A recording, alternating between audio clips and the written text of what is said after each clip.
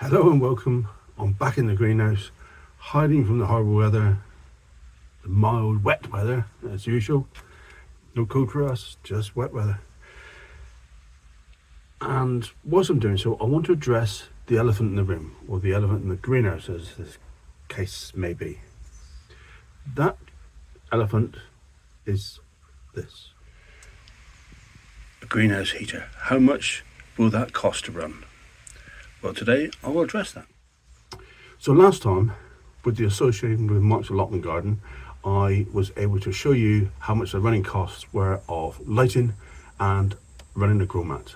Not very expensive at all, well within my budget. I have seen some wonderful setups lately where the whole greenhouse is illuminated. Absolutely wonderful. I'm nothing but green with envy. However,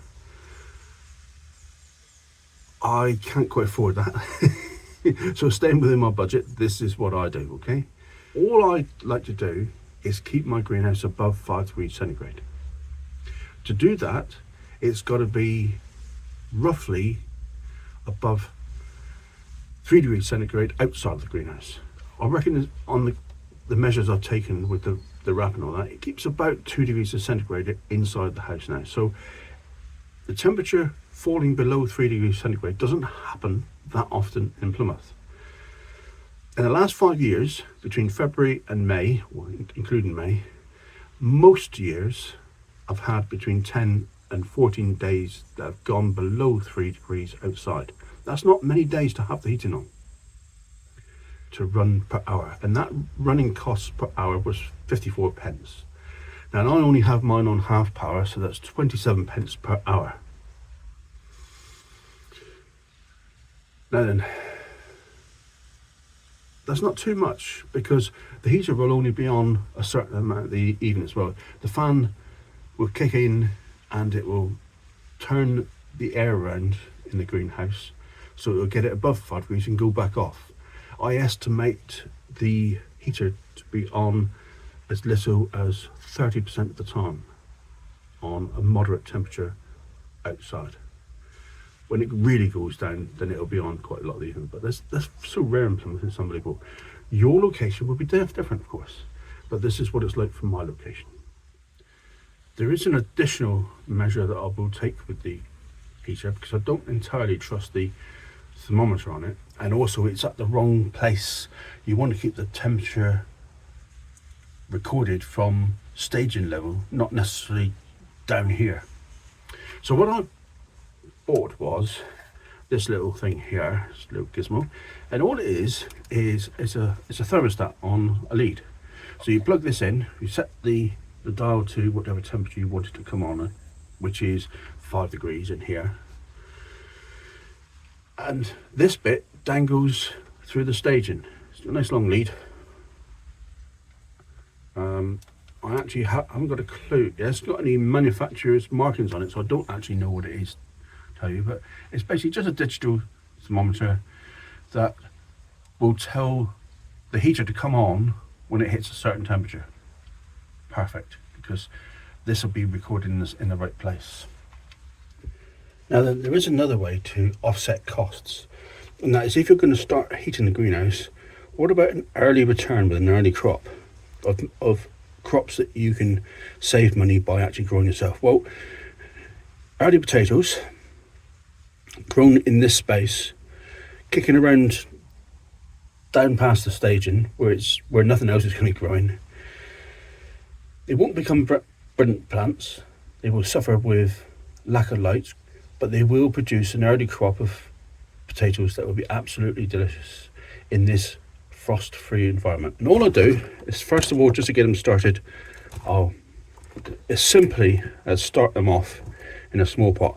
I'm starting them off in a small pot. This is Casablanca, by the way. Never tried this one before, but let's give it a go. And this one is Red Duke of York. Just a test. I haven't been able to get hold of the varieties. I normally have Rocket. Oh, that's too tall. Rocket and Maris Peer. So these will have to do instead. And these will be started off in the warmth of the potting bench just to get them going, and then they'll be potted up into 9-inch pots and put right at the bottom of the greenhouse to make use of the extra heat and to get a free crop of very, very early potatoes. So that's worth its weight in gold as far as I'm concerned. I'm only starting off a couple at the moment, and then I'll start off another couple in a couple of weeks' time. So they'll join the tomatoes that I sowed on the 21st of January, and they'll be coming to be potting up very soon. The grow mat isn't on in the daytime at the moment, so it's just the night time. But yeah, make use of the space and the heat as much as you can. Now then, as well as starting my tomatoes off in the heat, I thought I'd just try and start some off indoors with no heating, no lights whatsoever. Sowing them in the warmest part of the room, waiting till the germination occurred, and then moved them into this DIY terror. All it is, cardboard box covered in silver foil to reflect as much heat as possible. There's too many people that complain about people sowing crops too early on social media. Well, this is one way to beat it and stop them getting too leggy. And as long as you got a windowsill that doesn't face south, these will be fine. And I'm just kind of proving it to myself and everybody else at the same time. It's always good to sift through the compost that you're going to put in here. This is that peat-free stuff. It's far too lumpy for seeds, so don't be afraid to give it a good sieve and remove a large amount of this stuff. Don't throw this away, because this will be excellent to go in those 9-inch pots that I was just talking to you about the potatoes. So, my blend of, oh, look at that, look. Silly man.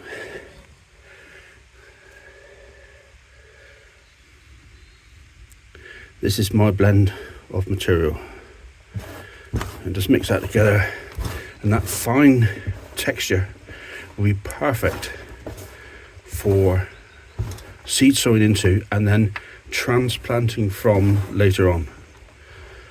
I'm not very happy about the peat-free compost, but my own compost will balance that out quite a bit more. Now, I use these little trays here, and all I do is just chuck in the compost up to a certain level, tap it down, and that's it. A little bit more. Now at this point, I will water before I sow in. I find this little thing very useful because it doesn't flood the compartment. You don't need it soaking wet, you just need it damp. And then I'll sow the seed. In this case, it's going to be lemongrass. Not for this year, but for next year. These are long growing seasons. A couple of growing seasons before you can harvest lemongrass. No harm starting it right now. There's tons of seeds in this. I don't need that many, so I'll keep those. This is way more than I need. But there we go. More the merrier. And then a bit of compost. We don't need these little chemical balls. And then, oops.